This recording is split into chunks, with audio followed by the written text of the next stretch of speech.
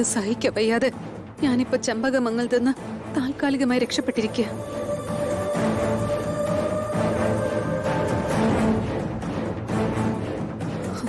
അടിയും ഇടിയും തൊഴിയും ഒക്കെ ആയിരുന്നെങ്കിൽ ഞാൻ സഹിക്കുമായിരുന്നു. ഇതങ്ങനെയല്ല. എങ്ങനെയായിരുന്നു പീഡന രീതികൾ? പോലീസ് മുറിയിലായിരുന്നോ? അതെ, കൈകളുടെയും കാലുകളുടെയും നഖങ്ങൾക്കിടയിൽ മുട്ടുസൂചികൾ കുത്തി തറപ്പിച്ചു.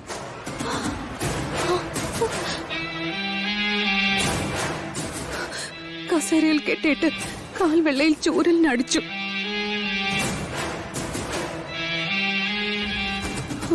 കണ്ണുകളിൽ കുരുമുളക് അരച്ചെഴുതിച്ചു.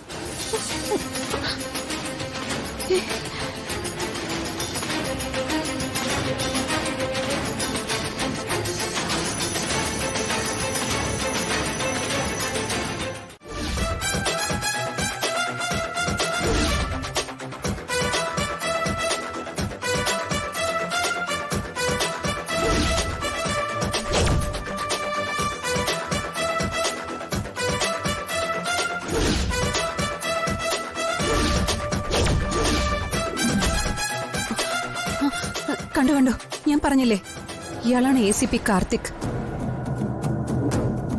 സാർ, എന്താണ് സാർ പെട്ടെന്ന് ഇവിടേക്ക്? ഇവിടെ പ്രസ് മീറ്റ് ആയിരുന്നല്ലേ? അതെ സാർ. സാറ് ചോദിച്ചതിന് മറുപടി പറഞ്ഞില്ല. ചെമ്പകമംഗലത്തിന്റെ പരമ്പരാഗത സ്വത്തായിരുന്ന ഒരു മരതക വാൾ മോഷണം പോയി. ആ വാൾ അന്വേഷിച്ച ഞങ്ങൾ ഇവിടെ എത്തിയത്.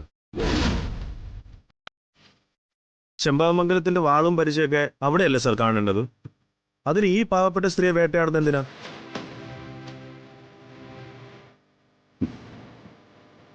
ഇവനും ഇവളുമൊക്കെ പാവപ്പെട്ടവരും നിഷ്കളങ്കരുമാണെന്ന് നിങ്ങളോട് ആരാ പറഞ്ഞത്? ഇവള് പറഞ്ഞോ? ഇവര് കുറെ കാര്യങ്ങൾ പറഞ്ഞു. അതൊക്കെ പബ്ലിക് മുഴുവൻ അറിഞ്ഞും കാണും. ACP കാർത്തിക് സാറിന്റെ അവിഹിത കഥകളും താലി കെട്ടി കൂടെ കൂട്ടിയ ഭാര്യയോട് കാട്ടിയ പീഡന പരമ്പരകളും. I am not here for your press meet. ഞങ്ങൾ ഇവിടെ വന്നത് ഞങ്ങളുടെ ജോലി ചെയ്യാനാ. Don't interrupt.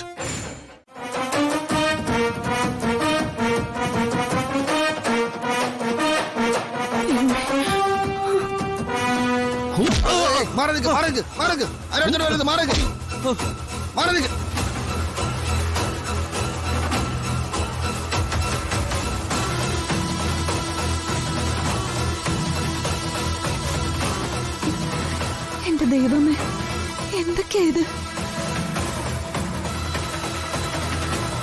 ഈശ്വര, ഇതാകെ പ്രശ്നമാവുമല്ലോ. മീഡിയക്കാരോടാ ഇത് വലിയ വിഷയമാകും. അവിടെ വരെ നമുക്കൊന്ന് പോയാലോ?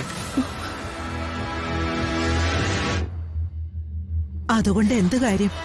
അവിടെ ചെല്ലുമ്പോഴേക്കും ഈ പ്രശ്നമൊക്കെ തീരും. മീനാക്ഷി, നീ കാർത്തി ഒന്ന് വിളിക്കൂ. ഞാൻ തുടരെ വിളിക്കൂ ചെറിയമ്മേ. ഒന്ന് എടുത്തിട്ട് വേണ്ടേ?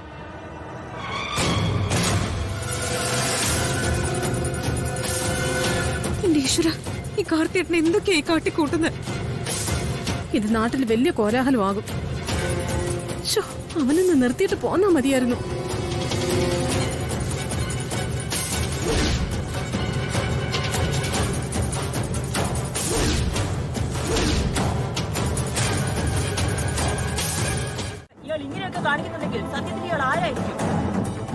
കാര്യങ്ങളെല്ലാം കയ്യിൽ നിന്ന് പോയല്ലോ. ഇപ്പൊ വാദി പ്രതിയായി. കാർത്ത് കാണിച്ചത് വലിയ അബദ്ധമായി പോയി. ഈ പ്രശ്നം ഇപ്പോ അവർക്ക് അനുകൂലമായി മാറിയില്ലേ? മീഡിയക്കാരാ, അവരെ തൊട്ടാ അവരടങ്ങിയിരിക്കോ? ന്യൂസുകളൊന്നും ഇല്ലാതിരുന്ന് വിഷമിക്കുമ്പോഴാ മീഡിയയ്ക്ക് ഇതുപോലൊരു കോള് വീണ്ടും കിട്ടിയത്. അവർക്ക് കൊയ്ത്തായില്ലേ? ഇനി 2-3 ദിവസത്തേക്ക് അന്തിച്ചർച്ച കാണും. അവർക്കെല്ലാം കൂടി എടുത്ത് തലക്കാൻ ഒരാളെ കിട്ടി.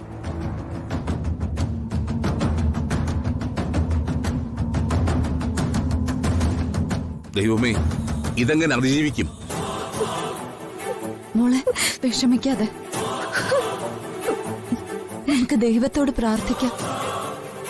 അതല്ലാതെ മറ്റൊരു വഴിയുമില്ല. കുരുക്കിൽ ചെന്ന് ചാടി എന്ന് പറഞ്ഞാ മതിയല്ലോ.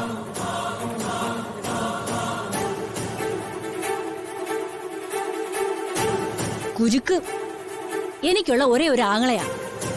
അവനെ എടുത്ത് പട്ടിയെ പോലെ തല്ലിയതിന് ആർക്കൊന്നും പറയാനില്ല. അവളുടെ ഒരു ആങ്ങള ആ കച്ചറെ തല്ലി കൊല്ലുക വേണ്ടത്. എന്താ എന്റെ ആങ്ങളൊരു മനുഷ്യനല്ലേ? എത്ര പറഞ്ഞാലും ഇവരും നന്നാവില്ല. കാരണം അവരുടെയൊക്കെ ചിന്തകളിൽ അവരുടെ ന്യായമാവുള്ളത്.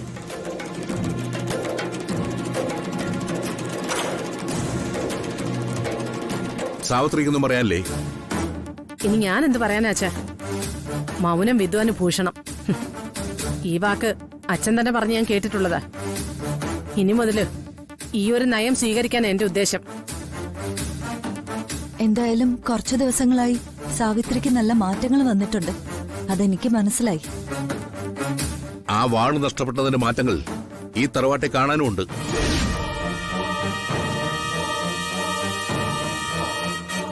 വാളുകൊണ്ടുപോയത് മൈഥിലിയാണെന്ന് എനിക്ക് തോന്നുന്നില്ല.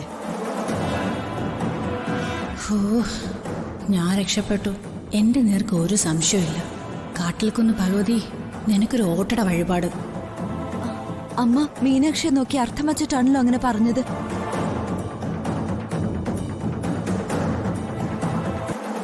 എന്താ അമ്മയ്ക്ക് മീനാക്ഷിയെ വിശ്വാസമില്ലേ? ആരെയും വിശ്വസിക്കാൻ വയ്യാത്ത കാലോ. എന്റെ ദൈവമേ, അമ്മയ്ക്ക് എന്നെ സംശയമുണ്ടോ? സംശയത്തിന്റെ വാൾമുന തിരിഞ്ഞു മറിഞ്ഞോണല്ലോ പോക്ക്. രവി, ആ ഓട്ടട പിൻവലിക്കണോ? അമ്മ എന്താ ഇങ്ങനെയൊക്കെ പറയുന്നത്?